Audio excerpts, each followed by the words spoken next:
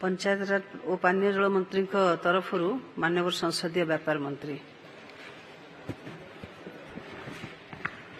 माननीय speaker madam, Mayurbhanj जिले में थिबा दुर्गम अंचल रास्ता गुड़िकर मरामती और निर्माण सरकार विभिन्न योजना रे कार्यकरी हेई आसुअछि। जदि सेही दुर्गम अंचल रास्ता गुड़िकर मरामती और निर्माण पाई 2019 रु 2024 मध्य विभिन्न योजना माध्यम करा जाई अछि। यार एक तालिका परिशिष्ट क रे संलग्न करागला।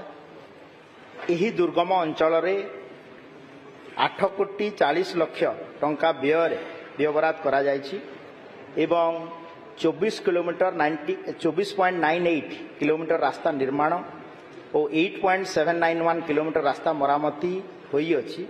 तार तथ्य मध्य ब्लॉक वारी पंचायत वारी परिशिष्ट क रे उल्लेख करा जाय अछि। माननीय प्रश्नकर्ता कुमारी संजली मुर्मू।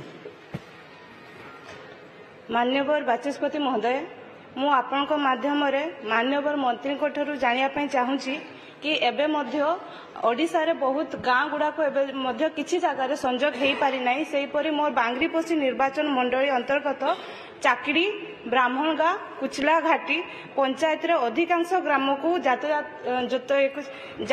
पई रास्ता नाही।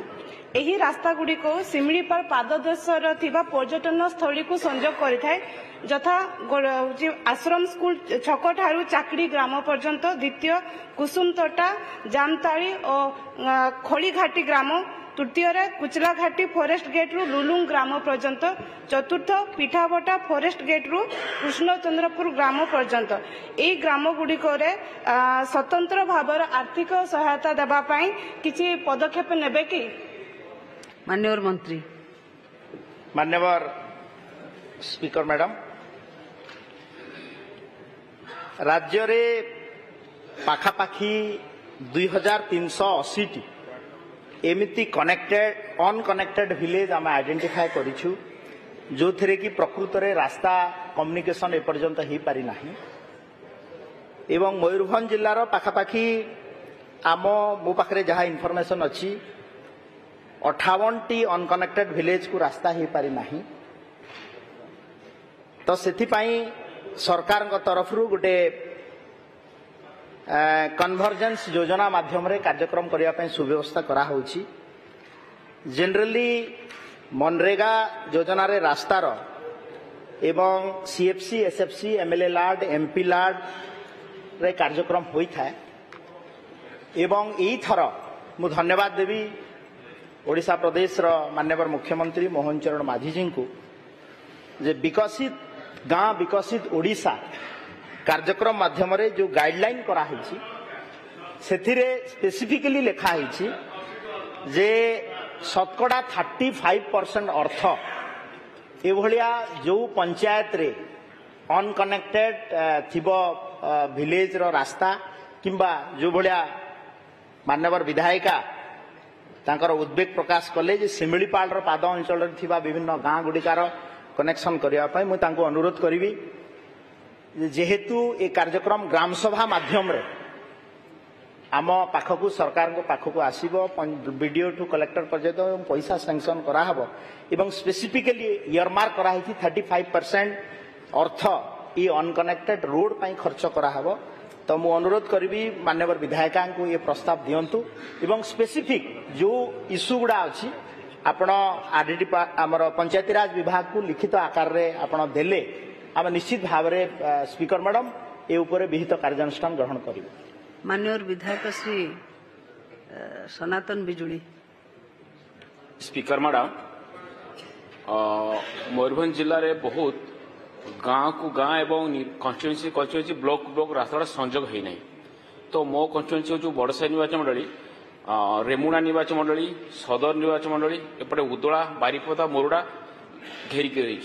तो से जो 1 किलोमीटर 1.5 किलोमीटर रास्ता सेटा ना एमएलए मेकअप करी होची ना ब्लॉक रे पंचायत डिपार्टमेंट मेकअप करी होची। आरडी 3 किलोमीटर ऊपर को नहले टेकअप करि पारु नाही। तेणु से रास्ता गुड़ा केमिति 1 किलोमीटर 1.5 किलोमीटर भितर जो रास्ता गुड़ा केमती कौन आरडी डिपार्टमेंट हो पंचायत डिपार्टमेंट हो केमती हम सेटा मत मंत्री महोदय उत्तर रखिए। माननीय मंत्री माननीय स्पीकर मैडम तांको प्रश्नर आमर विधायक बिजुली भाई मोर बंधु तांकर दुईटा पार्ट प्रश्न अच्छी गोटे है जे अनकनेक्टेड विलेज गुड़ा को कनेक्ट करने एवं अन्यटी है जे जोटा गोटे किलोमीटर मिसिंग लिंक रही जाइथिबो ताकू कनेक्ट करने तो विशेष करी पंचायतीराज विभाग तरफ आमे अनकनेक्टेड जो रोड गुड़ा थाए मु जो कथा कहूली कि मनरेगा हो कि एमएलए लाड हो कि एसएफसी सीएफसी रो होई थाए एवं एबे पीएमजेएसवाई प्रधानमंत्री रोड सड़क योजनार स्टेज 4 तार मध्य सर्वे कार्यक्रम चली से प्रावधान अच्छी जे जदि प्लेन एरिया होइथिबो एवं 500 पॉपुलेशन भितर होइथिबो ताकू मध्य कनेक्ट करी हबो जदि हिली एरिया होइथिबो 250 पॉपुलेशन रे कनेक्ट करा ही पारिबो एवं आईपी एवं आईटीडीए रो जदि होइथिबो 100 पॉपुलेशन रे मध्य कनेक्ट ही पारिबो एवं मयूरभंज जिल्ला रे जेहेतु आईटीडीए ब्लॉक गुडा अछि मु भाबुची अर्थर अभाव हबो नाही एवं जो प्रपोजल माननीय विधायक आमर सनातन बिजुली बड़साई देइछंती ताकू गोटे लिखित आकार रे देले डिपार्टमेंट निश्चित भाव में स्पेसिफिक तापाई उत्तरदायी हेबो एवं से कार्यक्रम को टेकअप करा